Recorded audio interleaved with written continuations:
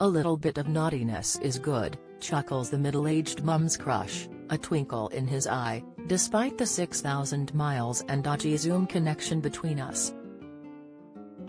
But be still your beating hearts, ladies, because DJ Gary Davies is referring to his dog, who is not as house-trained as he would have liked when we chat about his forthcoming Sounds of the 80s tour. Gary's infectious giggle and all-round good guy vibes take me back to Sundays in my bedroom where I used to tape the top 40 charts on my cassette recorder, and get annoyed if he talked over the songs. That was illegal, by the way. He tells me off in mock seriousness, dialing in from Thailand where he is on his annual jaunt with his wife JJ.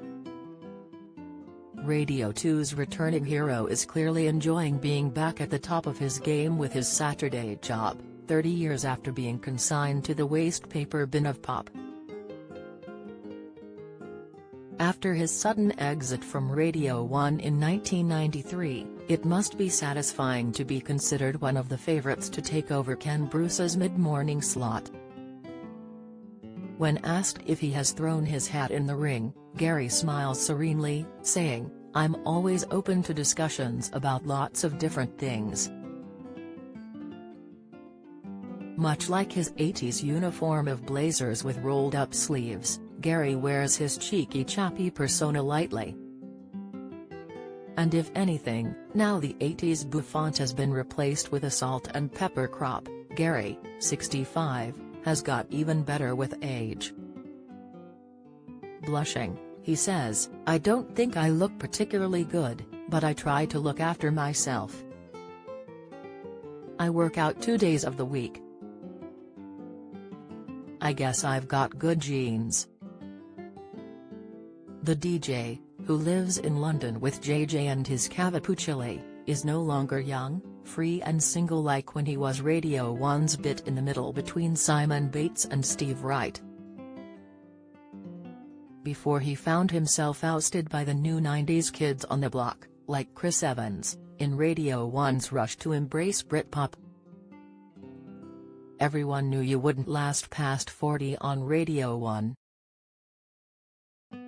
Apart from the exceptions like 62-year-old Pete Tong and Danny Nightingale, 82, who are incredible and still there. "I had nothing to be bitter about, I had the best 11 years of my life." Gary returned to Radio 2 in 2017 for Sounds of the 80s. He sits in for Zoe Ball and Ken Bruce's morning shows, which has led many to lay bets on him taking over when Bruce leaves in March to go to Greatest Hits Radio.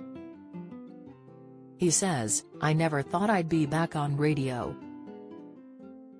When I left in 1993, I thought that was it, time to do something else.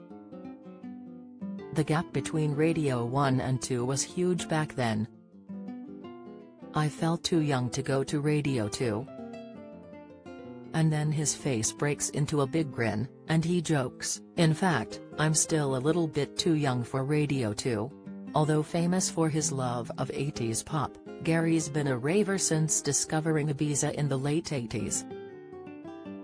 He says brightly, "I'm old school party and new school party. Friends bought me a set of decks for my birthday and I taught myself to mix and I play underground house music in clubs and at parties in London. I don't feel my age, and I just want to carry on doing things I love. I'll go clubbing if I want to. And I am." While in Thailand, Gary posted an Instagram of himself hanging out with Phuket local Goldie, at Circa Loco Thailand party on the island's Baba Beach Club. He explains, "I met my wife JJ at a villa party in Thailand. We come back every year for 3 weeks to see the family, her granny's going to be 101 this year." Born one of 4 siblings to his late parents, Sue and Gordon Davis, in Chorlton, Manchester, Gary still visits family in his home city.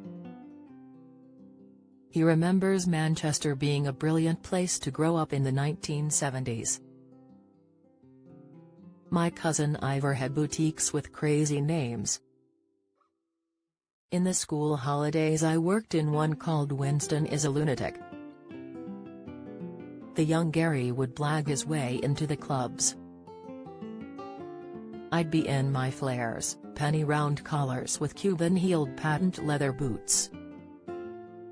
He recalls, I started DJing at a nightclub called Placemate 7. I was playing everything, but I was always a soul boy. I was 21 and I always wanted to work in radio, like my idols Emperor Roscoe, Tony Blackburn, and Kenny Everett. I made tapes and sent them to every radio station for 2.5 years. I remember saying to my dad, who wanted me to be a lawyer, "I'm going to give up." But he said, "Clearly you don't want it enough. If you give up, you're never going to get it." Gary made one more tape and sent it to Radio Luxembourg. They gave me an hour's slot and I sent the recording to Piccadilly Radio Manchester, and that's what got me my break.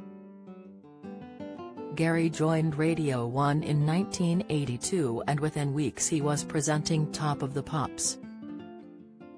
Now he is going out on the road again with his Sounds of the 80s tour, which has shades of Radio 1 roadshow about it. I probably did more roadshows in the 80s than any other DJ because I love performing, he says. They were an institution, people would book their summer holidays around the roadshow. We used to have 40,000 people on Yuki Beach. The final old-style roadshow was hosted by Chris Moyles in Brighton in 1999, but now, dig out the lycra, roll up those sleeves and break out the Impulse body spray. The spirit of the old roadshow is back with the Sounds of the 80s tour.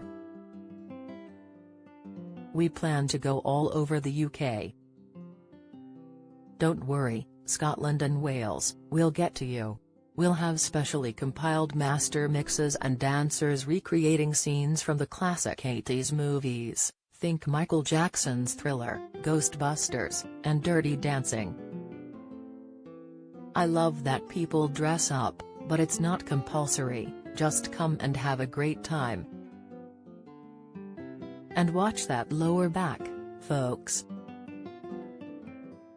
It's probably been a while since the wife got lifted overhead. Altogether now, I've had the time of my life. And we owe it all to you, Gary. BBC Radio 2 Sounds of the 80s. The live tour begins in Birmingham in March through to September. Visit soundsofth80slive.co. UK.